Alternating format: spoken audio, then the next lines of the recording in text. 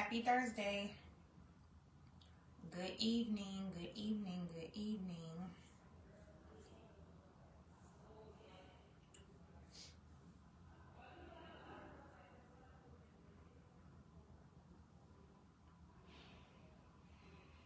Uh-oh. Trying to share my link out.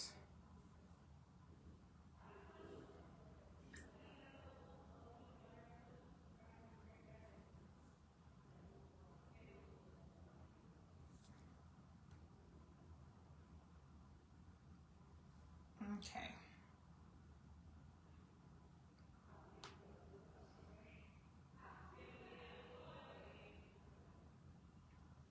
Hello, happy Thursday. Happy Thursday.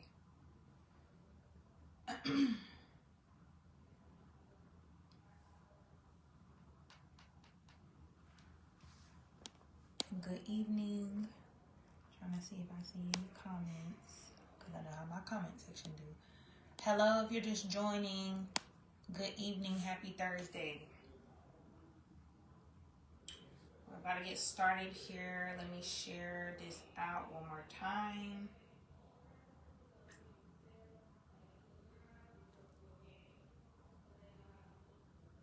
Okay.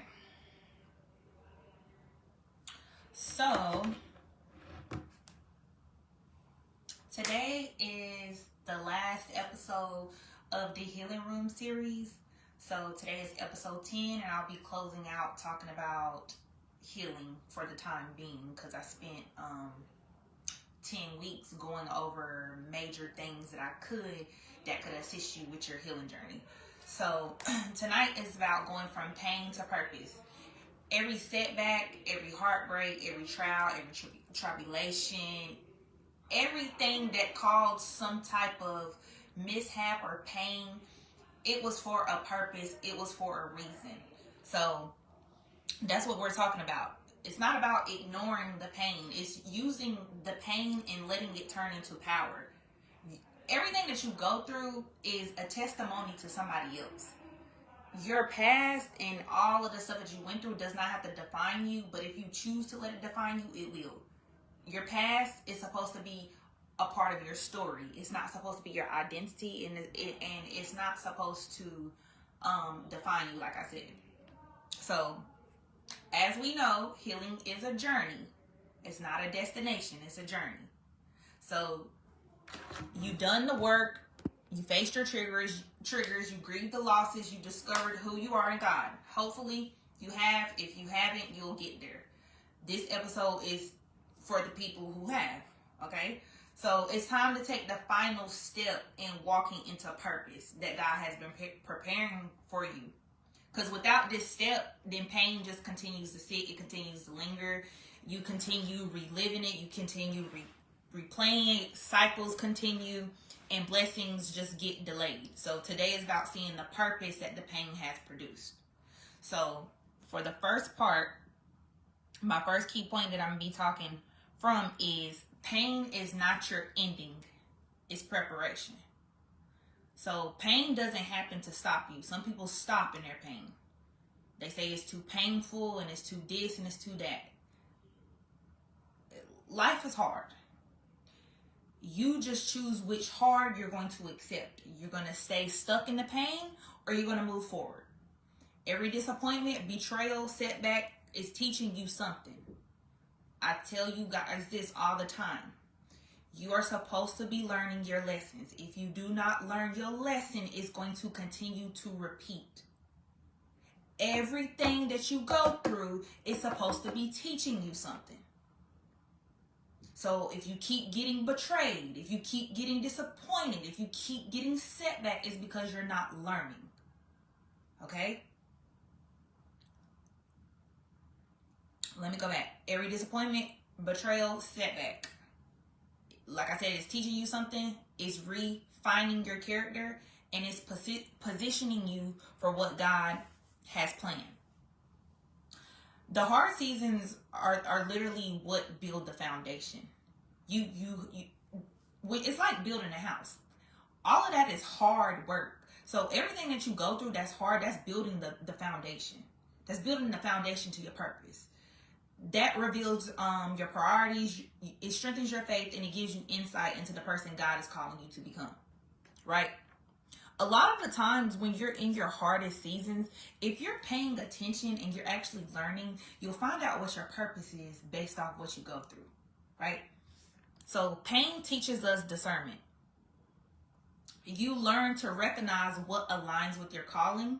You learn to recognize red flags. You learn to recognize things. Pain teaches discernment. Like I said, you're supposed to be learning. Your pain you shouldn't allow your pain to just make you feel like, oh, well, this happened to me. They did this to me. You can't stay stuck in that mindset. That's a victim mindset. You want to come up out of that. Pain teaches discernment. So once you have discernment, like I said, you will be able to recognize, okay, well, maybe this is why I went through this because I didn't do this. Okay, let's say like somebody just continues to take advantage of you. That means you probably don't have any boundaries, right? So you would have to learn how to have boundaries. Your heart probably got broken. You probably got taken advantage of. But if you have the discernment, you'll be able to look at that pain and see, okay, this is what happened to me and this is what I have to do moving forward. So pain builds resilience and empathy. Your experiences equipped you to guide and support others. You actually become less judgmental based off what you went through. This is how you could tell who is whole, right? You could still be healing, but you want to get to a place of wholeness. So people who don't have any empathy and resiliency, they tend to judge people a lot. Like I said, once that gets built up, your experiences are supposed to equip you to guide and support others, right?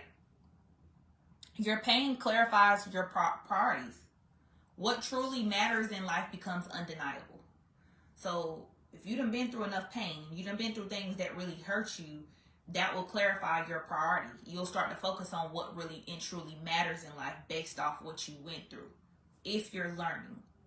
So an example that I wrote down would be a relationship that ended painfully may have taught you boundaries and self-respect, preparing you for a future partnership or ministry that truly aligns with God's plan. So can anybody relate to your pain preparing you for something bigger? Or do you just think that you just go through things and that's just what it is? So key point number 2, surrender unlocks your purpose. This is a big one. I had to learn how to surrender. Surrender is a part of the process. If you cannot take your hand off that steering wheel, you have a hard time in life. God gives you free will at the end of the day. If you don't never find out what your purpose is, if you don't never excel in your purpose, if you don't fully step into your purpose, it's because of you. If you do not know how to surrender, it's going to delay your process. Yes, it's human nature. We want to control everything because we're trying to walk by faith and not by sight. But how it really works is you have to learn how to let the one who created you lead you. It takes some time, trust me. But trying to control every outcome, your blessing's going to keep getting delayed. You're going to keep getting delayed. You can keep running over here and over there because you keep trying to control it. And I'll give you an example. If you keep taking the wheel, God trying to take you here, you keep grabbing the steering wheel, you keep turning the car around, you keep getting up out of the car, you keep stopping the car, you keep backing the car up. That's what it's like when you take control. God is going to let you do it. He's not going to stop you. So you have to learn how to not control everything. Your ways and God's ways are not the same. It's trusting God's timing and his design for your life. Because at the end of the day, he was the one who allowed you to even have breath in this world. So thinking that his plan is better than yours is actually crazy.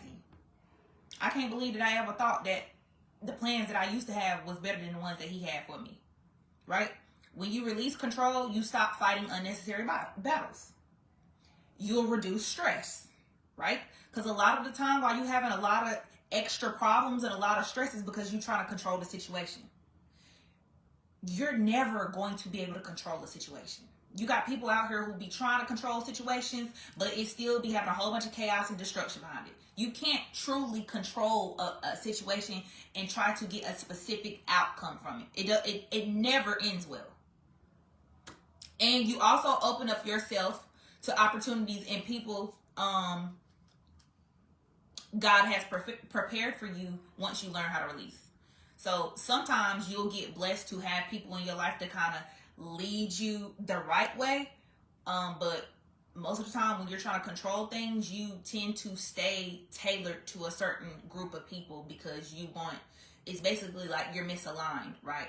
So when you learn to release control, God can send everybody and all the things that he wants to send. He don't bless no mess. So he not going to send his best in a situation and you can't get yourself together. So, like I said, surrender is a process. It's not easy. It's hard. Trust me, it's hard. It's hard. I can say it firsthand. It's hard. I used to always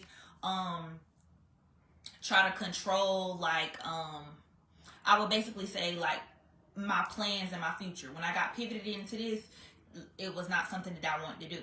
I didn't want to do it. I didn't want to get up on camera talking. Didn't want to be seen being like a mindset coach or a women's mentor. I didn't want to do that. So I used to always try to revert to doing other things, like, going back to nursing, or I don't know, just trying to do other things than what God had called me to do. And the more that I kept trying to do that, the more that I kept being stressed out. The more I kept feeling this tug in my spirit, and the more God would tell me, like, don't keep asking me for this and you won't do what I told you to do.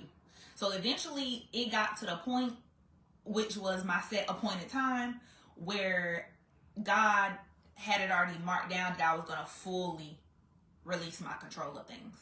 And I've been kind of like dwelling on that this week, to be at that threshold where, like, I don't control nothing.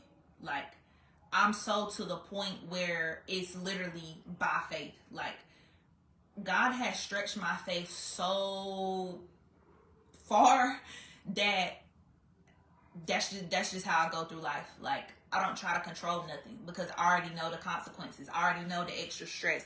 I know how that could delay me. I could take 2 steps forward and be 20 steps back simply from trying to control stuff. So to be where I am now is like the best feeling in the world, because I have a peace that surpasses all understanding. Like, I don't care what it look like, what's going on. I have this peace. And God keeps revealing things in a timely manner when I need to know it, because I already surrendered. So it's just like, I don't know. It's a process. It takes time. And until you get there, till your heart is postured right, until you done been stripped and broke down and crushed to get where you need to be, you're probably gonna still trying to control things. So it's a thing that you gotta be willing to want to do. Like, you want to learn how to surrender. It's just not something that you just wake up and be like, okay, I'm just gonna surrender to the process because I'm tired. Because once you do surrender to the process, the enemy be on your back, just so he can try to keep you in the bondage that you're probably already in.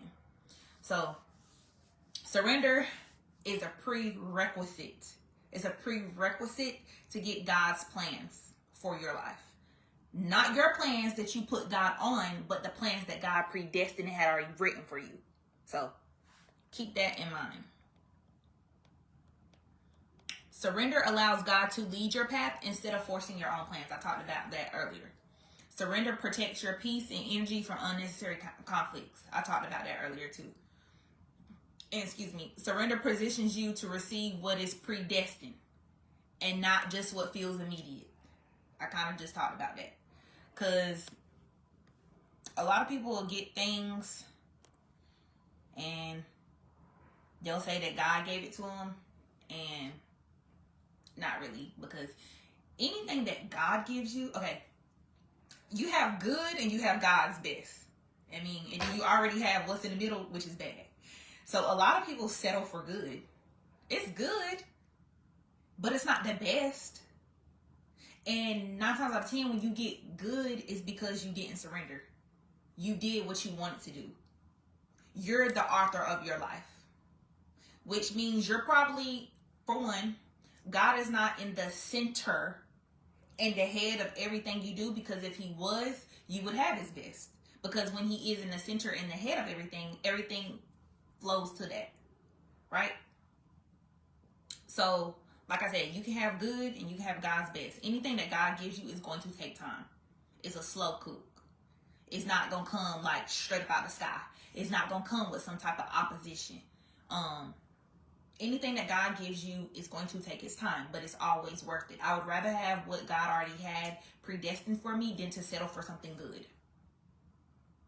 Once you get a taste of the Holy Spirit and you can see what the Holy Spirit can do for your life, you would want to have everything that the Holy Spirit can give you and not what you settle for. So, an example would be, you may have been trying to force a career, relationship, or opportunity to work out, only to find that stepping back and trusting God's timing brought something far better than what you were trying to create. Like I said with me, yeah, I was selling hair at first and I was a nurse. It was cool until it wasn't, right? Nursing got to that point where it's just like, I have outgrown this. One thing about me, it's always been in my car since I can remember.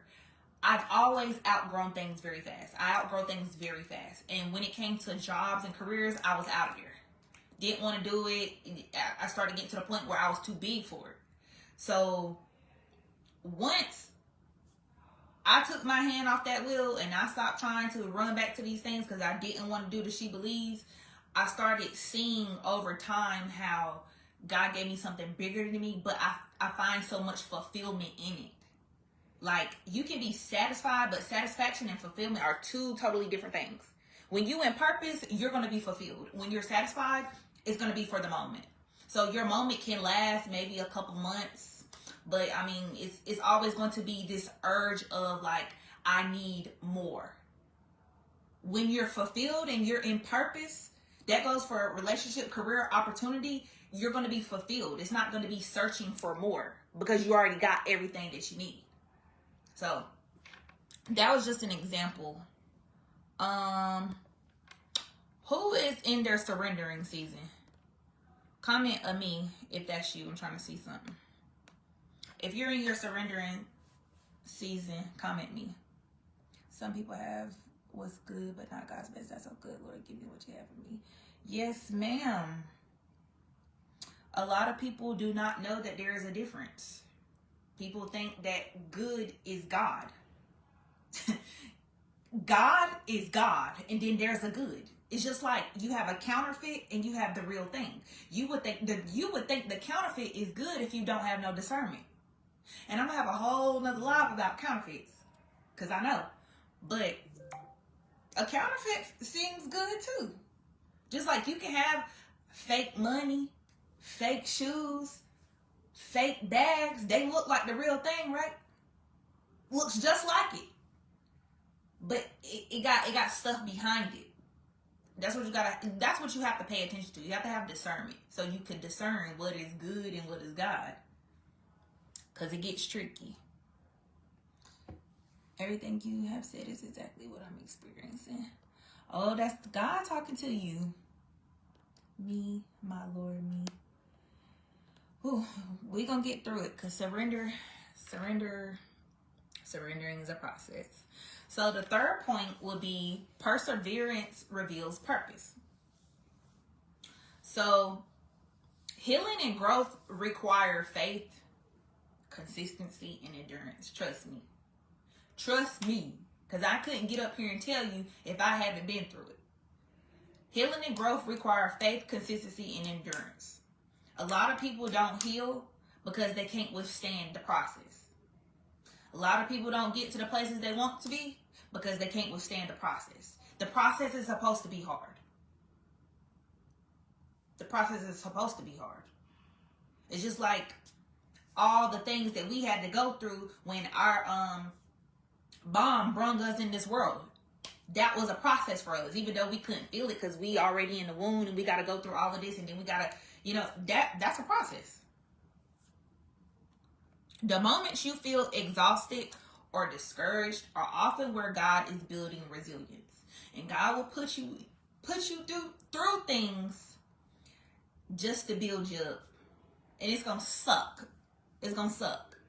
But that's where he does his best work. And a lot of people tap out. They tap out and they run back. You run back to what's comfortable. Because going into the unknown, you don't know. And it's hard because you have opposition. But it's better to have opposition than to have resistance. Because when you're somewhere you're not supposed to be, it's going to be like resistance. When you're trying to get where God is going to have you to go, you're going to have opposition. You're going to have things that are put there on purpose to build you up, not to basically hold you back. So, like I said, the moment, what did I write? The moment you feel exhausted or discouraged are often where God is building resilience, teaching patience, and preparing you for your calling. Patience is a big part of the process. Trust me, I know. I've been on this journey since 2020. I had to have patience. And regardless if I didn't want to have none or not, it didn't matter because God set me apart, so I don't really get to say what I'm not going to do. I could try not to do it and try not to have patience, but it don't matter because God got me a certain way. I'm set apart. I have to do the things, right? Patience is a big thing. You're going to have patience to persevere. That's with anything in life. Like I said, things just don't happen overnight. They don't. And if you want something that's going to happen overnight, then you're going to have to go to the other side. Because the other side going to give you exactly what you want. And you're going to pay for it too. Anything that you want fast, you want something microwavable, please believe it's going to cost you. And I'd rather go through the pain with what God is trying to give me than to be back there playing with fire. Right? So every small step, every prayer, every act of obedience compounds to reveal your purpose in ways you may not see immediately. I did not see my purpose immediately. I didn't get pivoted into my purpose until 2023. But where I'm at now in 2025, I could see how every little thing added up. All of the things that my purpose, what's the word I want to use?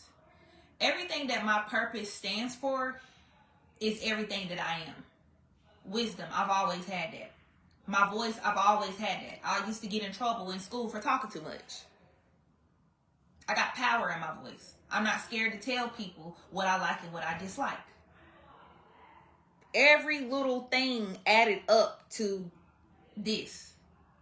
And I didn't see that immediately. I didn't see it until God revealed it to me. Because God tells you things on a need-to-know basis. Yes, I feel that's what God is doing for me now. Yes, ma'am.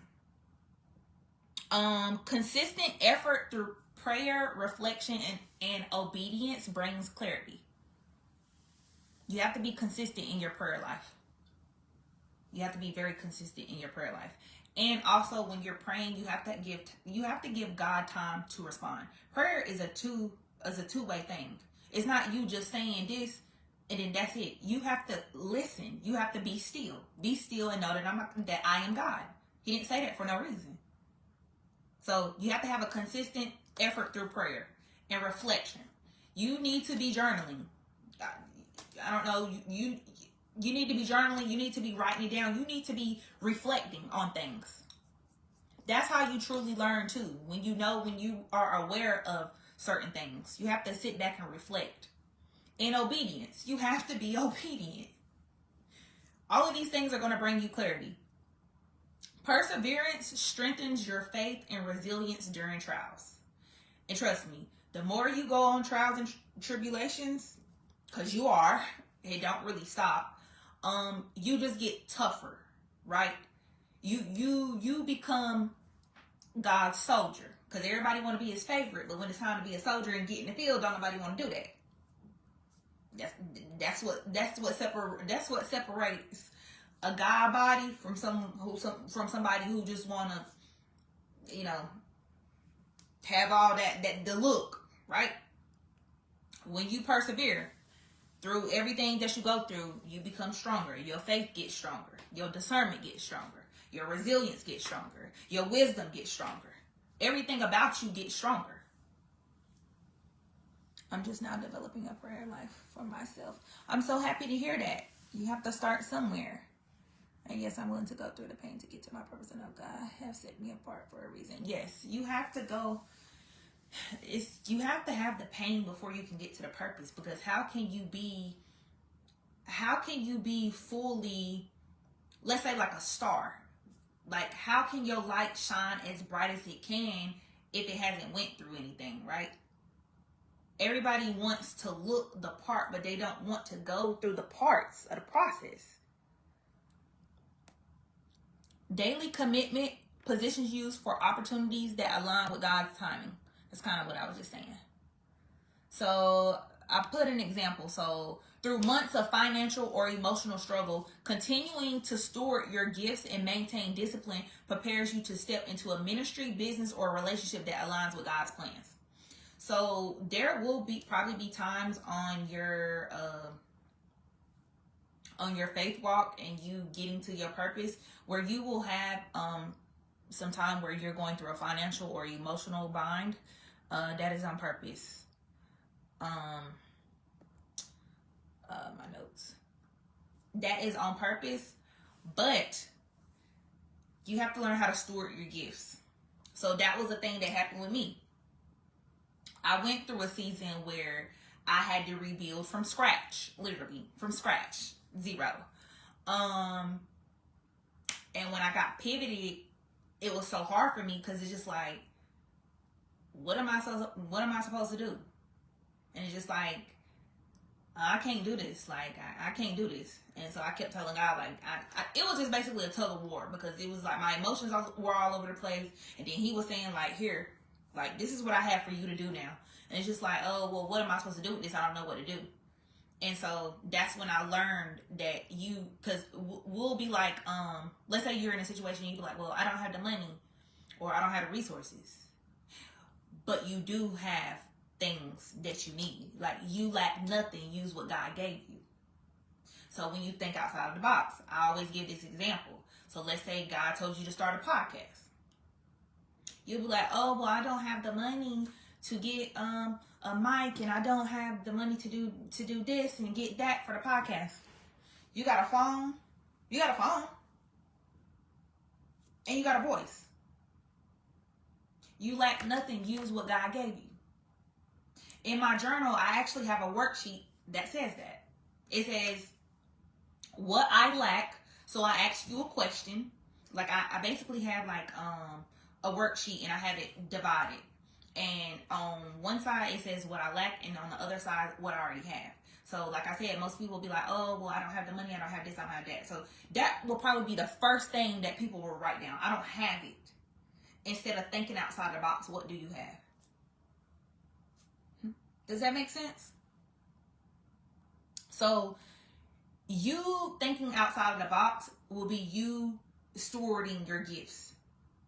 It will be you continuing to get up on the camera. If God done told you to get up on the camera, or you know that you have to get on the camera to fulfill the thing that God has called you to do, that would be stewarding your gifts. So like with me, yeah, I didn't want to do it. For a long time, I wasn't consistent with it because I was just like, nah, I don't want to do that.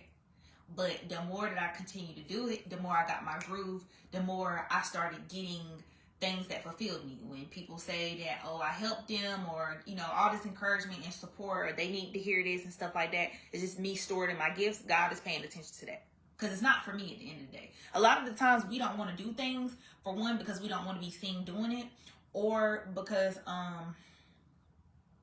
we think it's for us and we're not getting the results that we want to have. One whole time, when you're in purpose with God, it's not for you. This is how you know somebody is truly in their purpose, because they're called to serve others. It's not for you. It's not for you to get no money. It's not for you to have the platform. It's not for you. It's for other people. That's what purpose is. You're serving God using the gifts that He gave you. It's not for you. She believes it's not for me. This is not for me. This is for people that are tied to my purpose, right? So, like I said, when you continue to steward your gifts and maintain discipline, it'll prepare you to step into a ministry, a business, or a relationship that aligns with God's plan.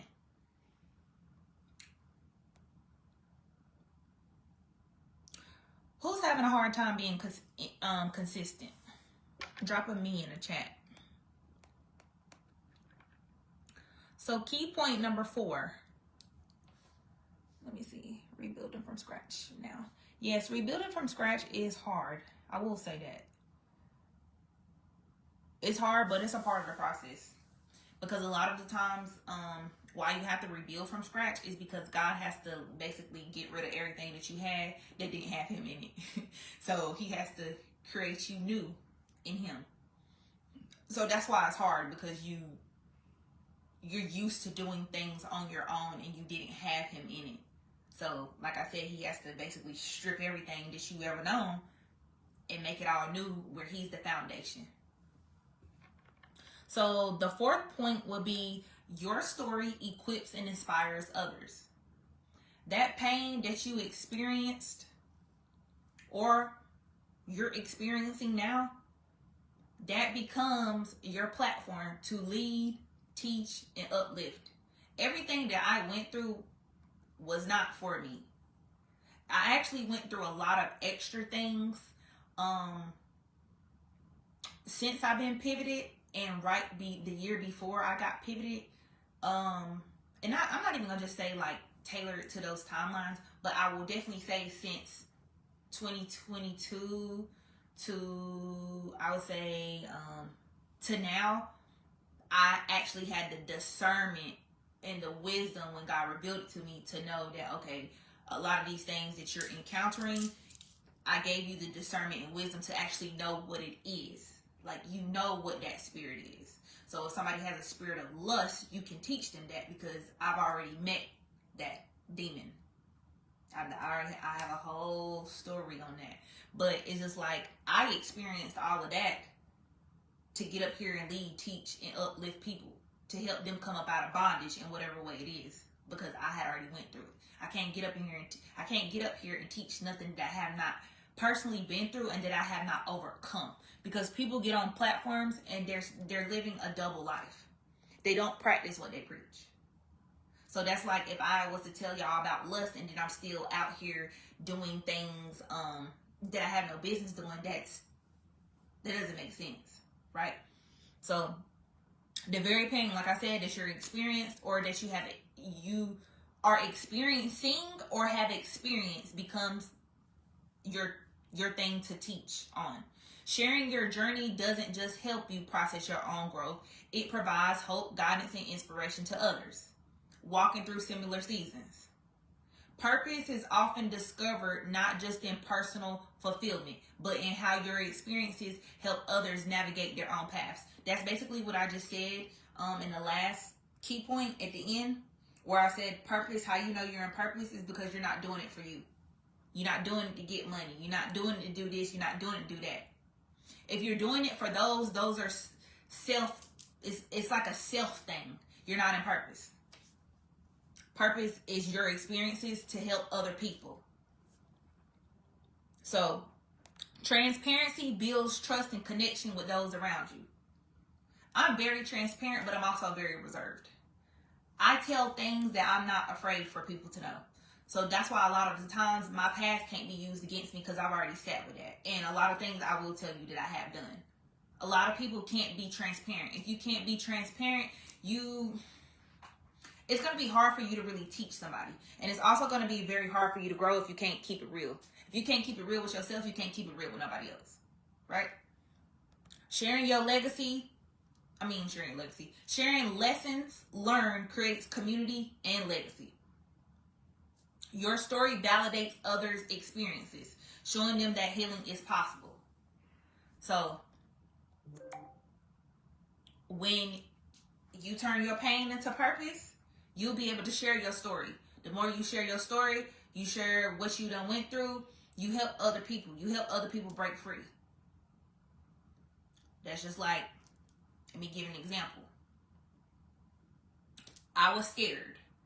Like I said, I didn't want to do my purpose. I ran from it for a very long time. I was just like Jonah. I ran from it, but I couldn't hide, right? And the enemy used to want me to not use my voice. So he would, like if I would post a video and I would get good feedback, it would still be this feeling of like, I could feel judgment, and the enemy will plant seeds in the head like, oh, why you doing this? It's not something you want to do. Like, ain't nobody gonna listen to that. You think you all that. You think you better than people because you got this wisdom. Like, I used to have like all of these thoughts. So God had to get me together and tell me that if you continue to keep your mouth closed, the people that I'm trying to get, like the people that I'm connected to that God wants to get, pay for it. Like, the people still stay in bondage because I keep keeping my mouth closed because the enemy don't want me to talk. So the more I start to share my story and validate others' experiences of being scared and not wanting to be seen, it makes it more relatable. It shows you that healing is possible, and that it's a process, and that people do struggle with these things. You're not the only one struggling with it, right? So an example I wrote down would be, after overcoming heartbreak or trauma, your mentor or other women lead a support group or create content that speaks truth and encouragement into those in their healing journey. That's what I do. That's what I do on the daily, is create content and stuff to encourage you guys and actually help y'all. Because yes, you need encouragement, but you also have to be doing the work. I always talk about this. I didn't get to where I am without doing the work. You have to do the work. And I've done so much internal work, I know who's not doing the work. So me personally, in my personal life, I don't like to be around people who don't do the work. Because it doesn't really align with me. I don't want to be around people who want to stay stuck and then complain, right? I want to be around people who may be stuck and they want help to be pulled up. So, yes. So who else has been able to encourage somebody through your journey? Comment me if that's you. So last point, key point 5. Faith in the unseen is essential. So purpose often isn't visible at first. I talked about this earlier. Purpose is not visible at first. My purpose wasn't visible. God's plan may require patience, trust, and belief in what hasn't yet manifested. And sometimes you got to be careful what you ask for. Because in 2022, I remember for my birthday, because my birthday ends in February. So at the end of 2022, I was already thinking like what I wanted for my birthday. And so I remember like telling God, I was like, I want the keys. I want the keys because keys open doors. 3 months later, I got pivoted into my purpose. And a month before I got pivoted, somebody close to me who has the gift of prophecy actually prophesied over my life and told me what I was going to do. Told me like what my purpose was going to be before I knew that's what my purpose was. They was just telling me like, continue to stay the course. Your voice, she said it in the text message. She was like, your voice is going to save a lot of women. And she was like, don't worry about who falls off. God is building this a life of worship and praise and some other stuff. A month later, I got pivoted and she believes. So it all makes sense. But that wasn't visible at first. So moving from pain to purpose means having faith that your trials have meaning. Because your trials do have meaning. Like I said, everything that you go through is for a reason. You don't just go through these things for no reason. You should be learning the lesson. I'm going to always stress this to y'all because like I always say, if you don't learn the lesson, it's going to continue repeating. That's just like when you went to school, the teacher gave you everything you need so you could take that test and pass. If you did not learn, what happens? You fail. That's life. If you do not learn the lesson in relationships, in opportunities, in everything that you do is going to continue to happen to you, which puts you in what? A cycle. You keep going. You like the guinea pig on the wheel. You run and you run and you run and you run and you run. You'll run for the rest of your life until you decide to break it. I have to keep it real with y'all because that's what it's like. When you don't learn your lesson, you stay in a cycle. And then, your trials just keep happening. They just keep happening. They don't never stop. Because at the end of the day, you're being disobedient. So it's just like, if you keep getting shown these things, or if you keep going through these things, let's just say like, oh, well, I'm tired of living like this. I'm tired of, going to this job I hate. I'm tired of living paycheck to paycheck. I'm tired of being treated like this. What are you doing to fix it? You can't complain about what you tolerate. You have to do the work. So, like I said, moving from pain to purpose means having faith that your trials have meaning, that the hard seasons are not wasted. God don't waste nothing. God literally wastes nothing. And I'll give you an example of something so small. I had 2 tickets for the Chris Brown concert. And the other one wasn't able to get used because the person that I had it for wasn't able to make it. So I had put it on the website to get sold. It didn't get sold. So I had ended up meeting some solo travelers on TikTok. We had a group chat and then we all linked up. And one of the girls, I had very good seats. The other girls didn't have very close seats like I did. So one of them, the one who started the group chat, ended up coming with me. And I was like, well, do you want to sit in my seat just to see, like, if you want to sit here or you want to sit in your seat? And she was like, no, I'll come with you. So when she came with me, she was like, oh, you got good seats. So she sat with me the whole time. So God gave it to me probably like a few days later. Like, you didn't waste the ticket. It wasn't wasted. Somebody else, it was already paid for, but instead of it just being an empty seat, somebody else sat in my seat. She technically ended up wasting hers, right? So God doesn't waste anything. He doesn't. Everything is tailored to your purpose. It is. That wasn't tailored to my purpose, but that was just an example of how something was just so small and he didn't waste it. So, and then you have to understand that God's timing is perfect. I don't care what nobody say. God's timing is perfect. You might think you're not supposed to be somewhere. It's perfect. It's immaculate. It's alignment. Because I look back over my life at things that I was trying to do. And I could just see why I was not ready. I literally can reflect back over my life and certain things that I wanted. And I always say it out loud, like, God, I'm glad that I didn't get that when I wanted it.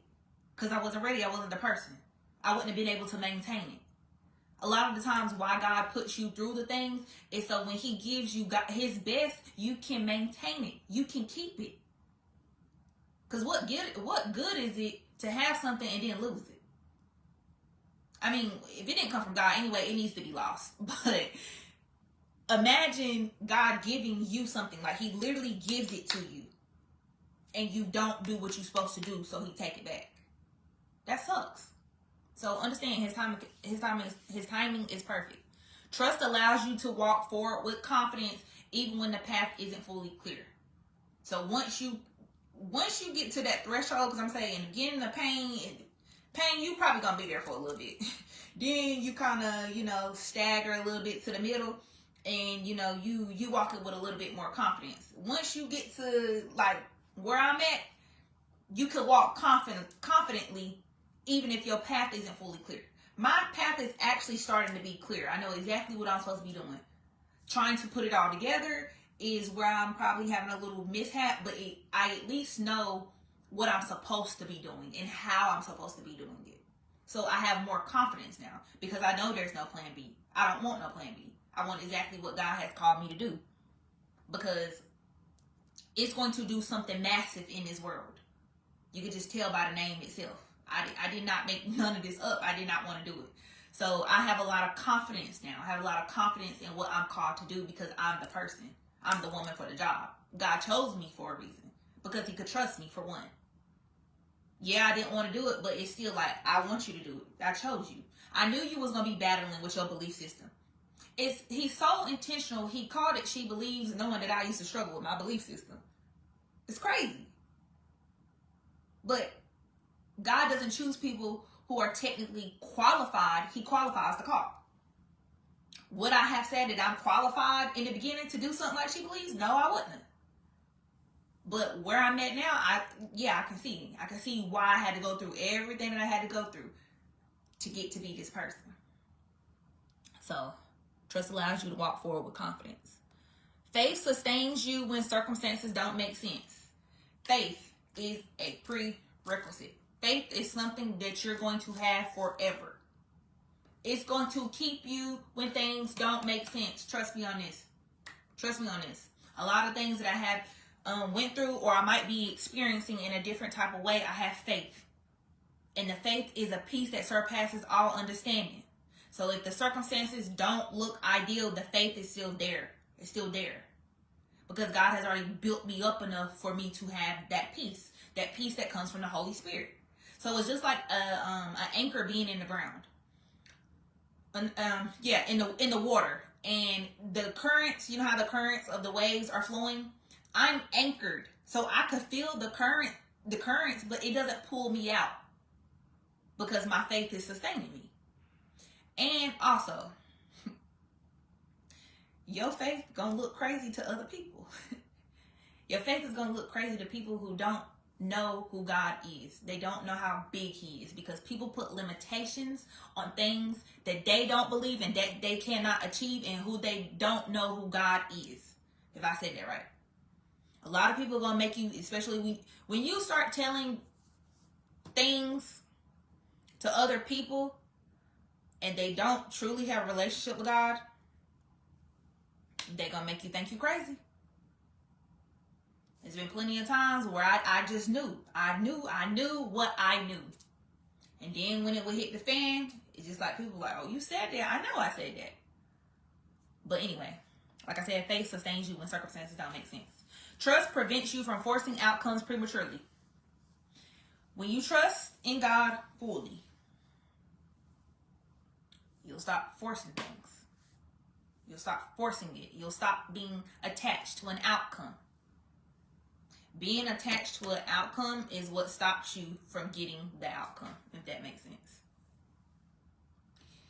Because you attach to it. That's where surrender comes in. Because when you learn how to surrender, you learn how to trust God, you're not attached to the outcome. You fully trust what He's doing in your life. So if He tell you to let that go, you trust Him. If He say leave that job, you trust Him. You trust that He gonna make a way. Belief in God's plan brings peace, like I said. It's that peace that surpasses all understanding. It's going to always be there even in uncertainty. When you know, you know. And you just have to be surrendered to even know that type of peace. That peace is almost, it feels unreal. Like a lot of times it could be like a situation that I know about, and it's just like, I got that peace. Like, I might not know, but I got that peace. And that's all you need. So an example would be, you may feel stuck financially or relationally, but trusting God's process and continuing to steward your gifts faithfully opens doors that you couldn't have created on your own. Excuse me. And that's because you learned how to trust God's process. God gonna open doors that man can't. Always keep that in mind. Always keep that in mind when you trust God and you steward your gifts and you are obedient. Things gonna happen that don't make sense. Okay? So who's learning to trust God even when they can't see the outcome? Type a me in the chat if that's you. Come on, talking real good, woman of God. Bless you. Thank you. He qualifies the call. He definitely does. He definitely does. And I know I see a lot of people on the internet who will see somebody else in purpose with something and, you know, wanna try to imitate that thing, but they have not been qualified to do that. They have not been called to do that. I shouldn't say qualified. They have not been called to do that. Because I heard a pastor say, just because you can do all things through Christ does not mean you're called to do it. God calls you to things. You don't just jump and do things. Like I said, that's how you know you're in purpose. Because it's not for you. It's not your benefit. It's not for you. It's never going to be about you, because it's not about you. It's what God wants to do through you. So yes, He has to qualify you for that. He has to build you up for that. So journal prompts. Reflect on, number one, reflect on a season of pain. What lessons or growth came from it? And I'm going to keep saying it. Y'all should already know this by now. Every time I get on live, y'all should already know what I'm going to say. If you're not learning your lessons, they're going to repeat. If you're not learning your lessons, you're going to stay stuck in a cycle. You're going to stay stuck in bondage. And you're going to know. You're going to know. It's not life-lifing. It's not the enemy attacking you. It's you. My pastor said, it's you being in a self-induced cycle because you have not learned. And until you learn, you're going to just keep going through seasons of pain, I guess. So, reflect on a season of pain. What lessons or growth came from it? If you are currently in a season of pain, what is the lesson? What is God trying to teach me here? If you don't know what God is teaching you, how do you expect to get the healing if you don't know what he's teaching you? Okay, so always keep that in mind. Number two, where in your life are you holding on too tight instead of surrendering? This is a question that you need to write down. This is why I tell y'all about journaling. This is why I told y'all about my journal. You need to write things down. Because you could say it out loud. Like, you could type it to me. Oh, I need to let go of so-and-so. But it's like you verbalizing it, that's one thing. But sometimes you need to write it on paper because you need to see it. You need to see it because when you start writing it opens your mind. It's just like, oh, well, I need to let go of this, this, and that. Another question is, why am I holding on to it too tight? You have to start asking yourself questions, right? That's how you grow. That's how you learn. It's just like in school. You had to take notes and look back at the notes, right? Thank you, Holy Spirit. That's basically what you're doing when you journal. And you're asking yourself the questions. You're taking the notes, all the feedback, all the things from your life, and you're studying that. You're studying you. You're studying your behavior. You're studying your patterns. You're studying yourself and what you tolerate. So think of journaling as taking notes about your personal life. That's good. Think about journaling like that. Because a lot of people be like, oh, well, I just don't know what to say. Okay, what are you going through? Because we all going through something. What are you going through and that you don't want to be going through no more? What do you want out of life?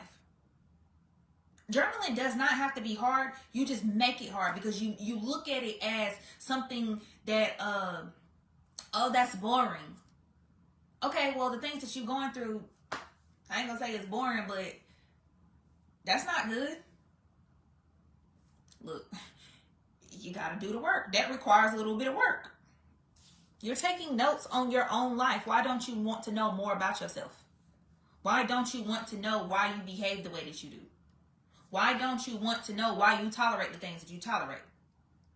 Why don't you want to know that? Why don't you want to know what your bad habits are? You can't grow if you don't know. So, that was number two. Where in your life are you holding on too tight instead of surrendering? So number three would be, what daily actions are moving you closer to your God-given purpose? What are you doing on the daily? You know how they say you get out what you put in? That's a real thing. Whatever you put out, that's what you're going to get back. So if you have bad habits, don't expect to be this certain type of person. You got bad habits. If you want these kind of friends, but you hanging over here with these kind of friends, don't expect to have these kind of friends over here. What daily actions are moving you closer to your God-given purpose? Or to the person in the life that you want to be? What are you doing on a daily? You need to ask yourself these questions. This is what I said. You're taking inventory of your life. That's what journaling is. How can your story equip or inspire someone else? Number 4, how can your story equip or inspire someone else? Number 5, write a prayer of trust for areas where you cannot yet see the outcome. Because sometimes you got to get a little intentional. Ain't even sometimes. Intentional on like your prayers. I have a prayer book. I wrote prayers for everyday circumstances. A lot of the main circumstances that I know people go through. I created a journal book. The link is in my bio, because I don't even think I can put it on here. But if you don't know how to pray, my prayer book, you could literally read the prayer word for word. It'll tell you kind of like why you need that prayer, because of what you're thinking about. It kind of gives you like this little reflection thought before you pray. So it's like, oh, like I see that. And then it's the actual prayer, and then it has a scripture that's tied to that circumstance. So if you don't know how to pray, you're struggling, I don't know what to say. I've had people tell me I don't know what to say. I have a prayer in there that says I don't know what to say. Okay? Don't let that be an excuse. So understand, like I said, healing is a journey. And today what I was talking about was reaching the point where pain transforms into purpose. But pain cannot transform into purpose until you understand who you are. Until you understand why you went through what you went through. Until you understand that you can't turn your pain into purpose, a lot of times people will be holding on to the pain. That's not what I was put here to do. I'm not put here to let you sit in your pain, because I'm not one of those type of people. I'm a very solution-oriented type of person. I'll cry about it, but we're gonna get it done. I don't sit around and just feel sorry for myself. So I'm not going to allow you to feel sorry for yourself. Right? If you want to reach that point where you're in purpose, you have to understand what the pain was there to do. God has not wasted your trials. Like I said, he doesn't waste anything. He's shaping you. He's preparing you and positioning you for what only he can do through you. So you have to make the decision to step in it and walk in it and trust that your purpose is waiting on the other side of your pain. Right? You are exactly where God wants you to be. And the best is yet to come, but you have to put yourself in alignment. You have to keep walking in faith, because your purpose is unstoppable. Like I said, your purpose is for somebody else. Your purpose is for somebody else to break free or to help them with something, which goes back to breaking free. Right? You can't sit in your pain. It's gonna hurt. It's gonna suck. I know. Trust me, I know. Your feelings gonna be hurt. It's gonna be hard. You're not gonna want to do it. But when I look back, it's just like, dang. Especially like when I went through my divorce, and then I was going through a spiritual awakening at the same time. I thought that was the hardest thing in my life, until I got pivoted into this. I was like, oh, that won't nothing compared to that. But I know why I went through that. I'm not ashamed of my divorce. And I'm probably going to have a live where I'm going to talk about divorce not being the end, because it's not the end. It's not the end. A lot of people think it's the end. A lot of people are ashamed. That's why I'm put here, because I'm not ashamed. Why would I be ashamed about that? That was a part of my story. Everything that I went through is a part of my story. I'm not ashamed of it. And if you're ashamed of it, it's like you're not going to be able to be transformed because you're ashamed of it. Shame is not from God. It's from the enemy. He wants you to be ashamed, because when you're ashamed, you stay stuck. You stay quiet. You stay silent. You play small, because you feel shame. You feel guilt. You don't like your story. Newsflash, we can't go back and change what happened. I'm just being honest. We can't go back and change what happened. We got to take what happened and make the best out of it. Right? I say that daily. God got me right where he needs to be. He does. I told myself that earlier. Literally, I was having a great day and I was like, I'm exactly where I'm supposed to be. And I love where I am because I have so much gratitude. Gratitude is something that I learned through my process. I had to have gratitude because it could be a bad day. It's not a bad life. Always keep that in mind because other people have it worse than you. Trying to see if I hit everything in my notes. Yep. Purpose is powerful. Like, I'm glad that I'm in purpose. I'm glad that my life is purposeful and I can see it. And it's not like where most people are like, oh, I don't feel like it's purposeful and stuff. Is that's because you have not dug deep. You have not dug deep. You don't have any gratitude, right? If God was done with you, you wouldn't be here right now. Your life has purpose. Now, it's up to you to find the purpose. But your life has purpose. Living in purpose is the best thing ever. Because now that I'm in purpose, everything that is attached to me being in purpose is just going to flow. Because I'm in alignment.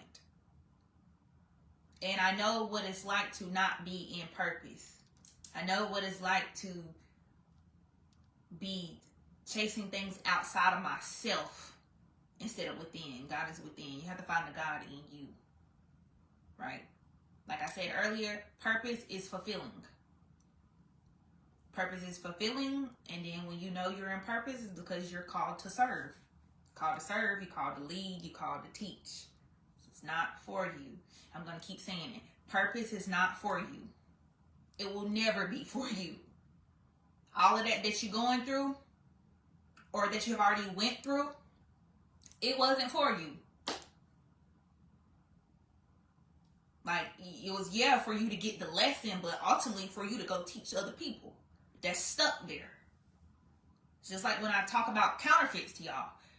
Yeah, that was a lesson for me. Yeah, I learned. I literally learned because I didn't know it was a counterfeit to where I could say that's a counterfeit. Like, yeah, you can look back and be like, yeah, that wasn't the real thing. But actually having the discernment, not because you heard somebody else say it, but because you could discern a counterfeit in your life. Because people can tell you all day that that's a counterfeit. But if they with somebody that's a counterfeit, they can't say that now. When you get the discernment and the wisdom, like I said, you'll just be able to know certain things. It's a lot of things that I know.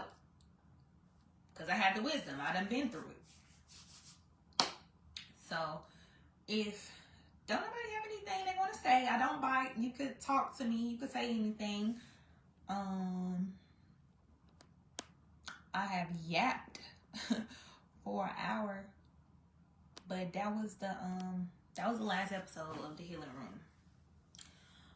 All my lives that I have ever done except for one, and that was episode 2 of the Healing Room series. I forgot to download it before Facebook deleted it, but all of my lives are on my YouTube channel, and I'll just drop the link on a Facebook status so you guys can go back and watch these.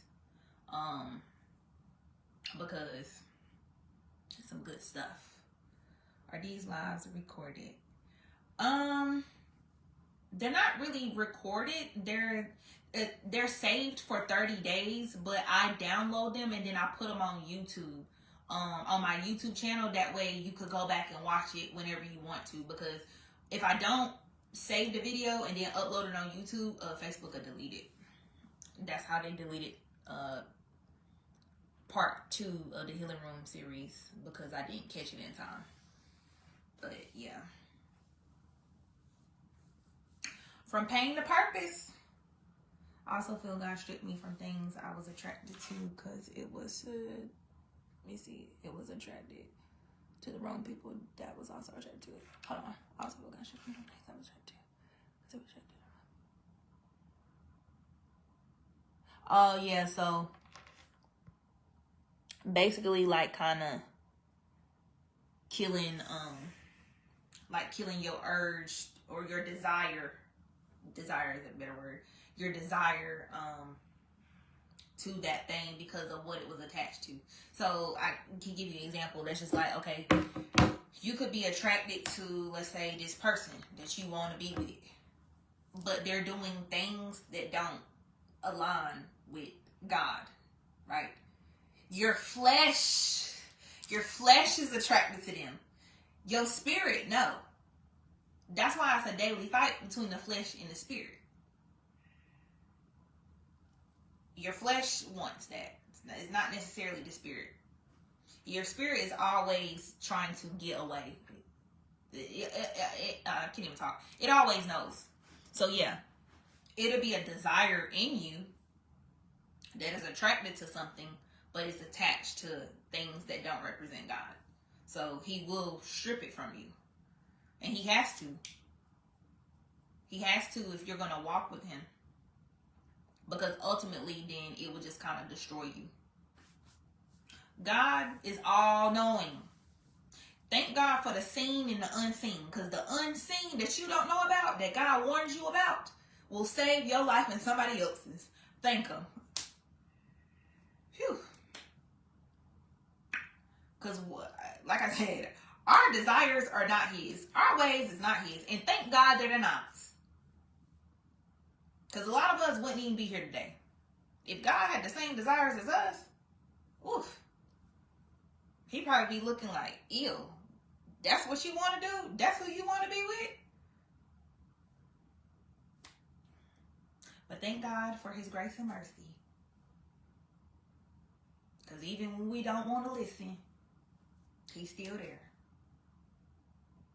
But once you truly become obedient, which ties to you fully surrendering, because I feel like you could be obedient a little bit, but it kind of ultimately becomes disobedient because you truly haven't surrendered. Until you truly surrender and you understand why God wants to lead your life and he wants to take you places that he had for you, you'll just, I don't know, it's just a great feeling. It's a great feeling to be surrendered and not have to worry about all these other things. And then to also know God, like know his character and know who he is, as to why you wouldn't want all the other things that come with you not surrendering. Right? Until you truly have that encounter with the Holy Spirit, it's gonna be a little road. It's gonna be a rocky road, right? Having that encounter with the Holy Spirit changed my whole entire life. Like, I look at life so different. And I mean, like I said, I'm set apart. I have spiritual gifts. I literally have the eyes to see and the ears to hear. In the spiritual realm, I do. Discernment is a gift for me. That's not something that I had to ask for. That was something that was already in me. And when God came to get me each year, throughout my journey, he made it stronger. So, you know, it's just amazing to be able to hear God in certain ways, see God work in the way that he works, and to just know that even though it's hard, I would rather do the hard with him than to let the enemy have me. Because I know what it's like to not have things that God didn't give me. I don't want anything that God did not give me. So I'm willing to go through my process. Like, I'm willing to do that. Regardless if I didn't have no choice. But now that I know who God is and I know all of these things, it's like I would have been willing to do that. It's just like you don't know until you know. So if you got to keep playing with fire until you get burnt up, then, I mean, that's what you got to do.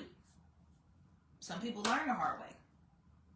Some people got to get burnt up a few times before they get it right. You get it wrong a few times before you get it right. And then some people just don't want to get it right. They just want to do things their way. And then when you look at their life, you see why. Because if God, like I said, if God is not in the head and the center of everything that you do, it's going to be parts of your life that bleed over because God is not there. He should be the center, and it should be like branches that stretch out to everything. When it's not like that, your life is lacking in areas, and then it starts to bleed. It starts to bleed over. So you just have to, like I said, take your pain and learn from it. Learn from the pain. Learn from it. Don't sit in it. Yes, allow yourself to feel what you feel, but don't get consumed by it. Don't let your pain become your identity. Learn your lessons. Learn your lessons so you could be free. So your pain can be purpose. The whole goal of this life is to get back to God. Literally. Literally. Because we were naturally born into sin. So your whole purpose in this life is to get into alignment with Him so He can give you everything that He already had for you. So He can reveal your purpose to you. And if you want to know, if you're a person, you want to know what your purpose is, what do you feel led to do that's not pressured? I'm just going to give you a question that you can sit with. Because people say, well, I asked God about what my purpose is. That's not enough.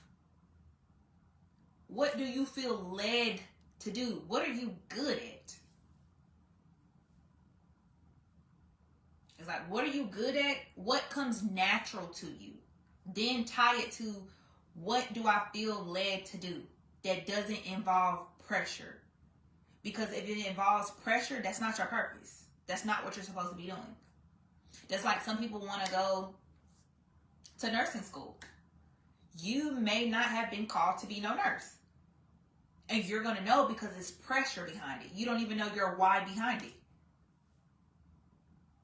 So that's just a little example on like purpose, if you want to find your purpose, right? But a lot of times, your pain will reveal your purpose to you if you paying attention, if you learning your lessons, right? So I don't have anything else to say unless somebody wants to talk to me. Let's see if I missed any comments.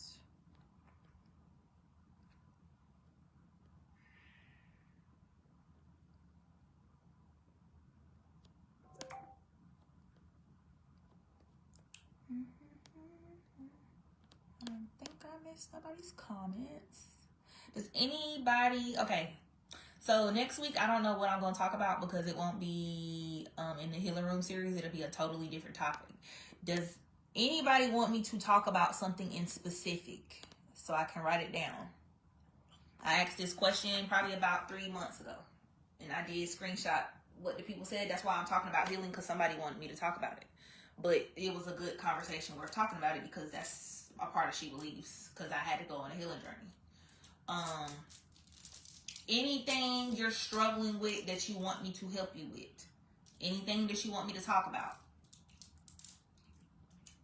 you can drop it in the comments if you want me to talk about something in specific.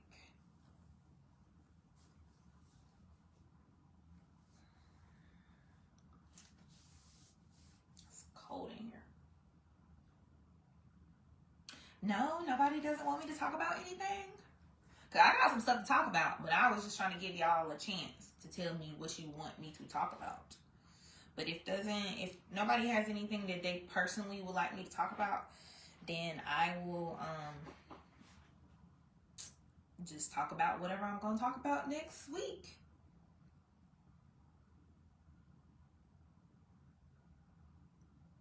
How to stop carrying the weight of others. Okay. Let me take a picture of that because I might not remember that one. Okay, yeah. So, how to stop carrying the weight of others? That's a good one. I'll just give you a little advice. It is not your job to try to carry the weight of somebody else. Yes, we are called to share burdens with other people, but you have to learn how to store it. You can't save them. And you can't rescue them. Hey, cousin. So yeah, how to stop carrying the weight of others is a good one, because I've experienced that. Like, a person can be, like, for me, when that happened with me, the person is assigned to me. So before I had all the stuff, like, it's like the person came in my life, like, while I'm on my healing journey. So I started noticing I was placed there to help them, and I used to carry all of their weight, but that's dangerous. But God had to tell me, because I didn't know. Like, you can't save them. I did not put them there for you to save them, right? Stop trying to run to their rescue for everything. You're not Superwoman. You can't save nobody. Can you lead them in the right direction? Can you plant seeds? Yes, you can, but you cannot save them. That's where the weight of a lot of that comes from, is because you're trying to save them from themselves. You're trying to rescue them, and that's not what we're called to do. We're called to plant seeds, assist people on their journeys, carry, I don't know how to say it, like, it's like you can help them kind of carry the weight, but you don't need to be, per se, I guess,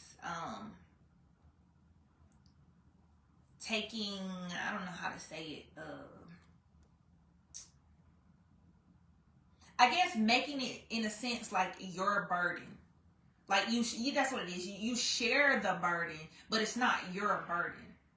You help, like I said, yeah, you help them and you assist them in carrying their weight, but it shouldn't like reverse to all of their weight is on you. Does that make sense?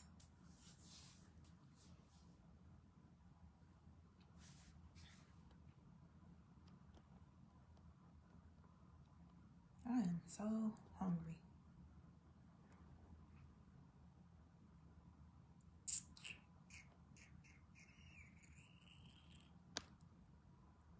Hopefully that made sense, but I'll go more into detail on it when I talk about it.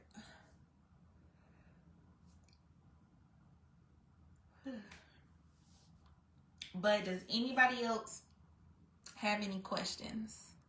Anything you want me to talk about next week? Anything you need help with? Yes, I understand what you're saying. Yeah. Because if not, sister girl, I'm about to go to sleep. I'm sleepy. I'm really hungry, but it's kind of late to be eating. It's 9 o'clock. But I hope that word blessed somebody. Please share this video out. Somebody needs it. It's not for me. I mean, I rewatch my videos, and then I'll be like, oh, well, that was good. But it really wasn't for me. So please share this out with somebody. Send it to them on Messenger. Send a link in a text message. Somebody needs the word. Go on my YouTube channel. I will drop it on a status so you guys can have it, so you could watch all of the lives that I've ever done. Because I didn't just do, if you're new here, then you probably might have only caught a few of my videos, but I've been live probably since May. So yeah, make sure you go back and rewatch those, because you might get something else. And if you're new here, you gonna be getting everything, okay? You need to let the seed plant in you so you can get the healing, so you can start your healing, so you can get set free, so you can come up out of bondage, so you can stop repeating the same cycles. If you're struggling with comparison, I got a video talking about that. Stay in your own lane, run your own race at your own pace. Okay? I got a live talking about when God gives you the green light to go. That's very important. You should not be jumping into stuff and he did not tell you to do it. You also shouldn't be waiting too late. Timing is everything. You can't be too early. You can't be too late. You need to be on time. So I got a video talking about that. I talk about the weight of waiting. When you're in a waiting season, you got WEIGHT, which is heavy weight, and then you got the weight, where it's taking too long. I talk about the weight of waiting. So please go watch those on YouTube. You're going to get a good word. Just trying to think of. Yeah. And if you haven't already gotten you a journal and a prayer book, please get you one. Please get you one. What did I tell y'all? Who is still on here from the beginning? Who is still on my live all the way through? Pop quiz. What did I say journaling was for? If you've been on here since I got on here at 8 o'clock and you watched this whole live, what did I say journaling was for? I want to see who was listening.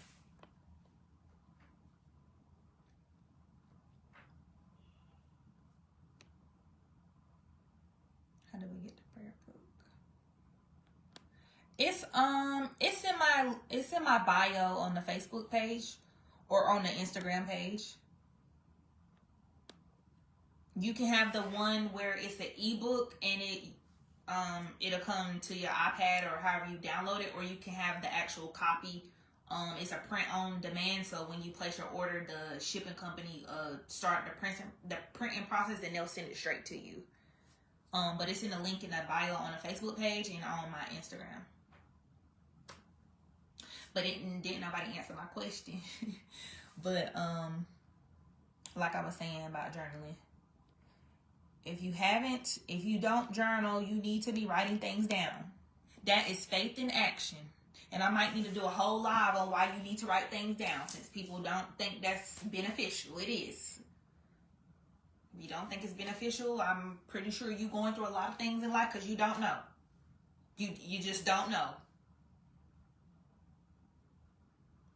Right? Then if you're not writing things down, it's just like you couldn't even say, let's say like if I wrote down let's say I write down I'm going to be on a private jet. Because I think big, that's not out of reach to me. So if I wrote I'm going to be on a private jet, I'm going to actually have the proof to get back up on She Believes and tell y'all this. Because I write a lot of my things down. I do. Anything that I want in specific, especially, I write it down just so I could watch what God did and then go back to it and be like, dang, I got the proof. It's hardcore proof. Because writing things down is faith in action. It's not just about praying and talking and this. Journaling is a part of communication with God. God will talk to you through writing. If you didn't know that, now you know. Taking notes and to reflect on your life and what you're going through. Yes. Yes. That's what journaling is in a nutshell. It's taking inventory on your life and how you can heal from that. How you can be better. How you can get to the places that you're trying to be at. You're taking inventory on you. So, I hope you guys had a great night with me. I will be back next Thursday. Unless I randomly decide to get on live. Some days I might randomly get on live. I don't really do them too often, but I like when y'all talk back to me. I don't bite. But hope you guys have a blessed night. You have a safe weekend. I am about to get off of here, and I will see you guys on the page with my content, but I will see you guys next week. Talk to you guys later. Bye.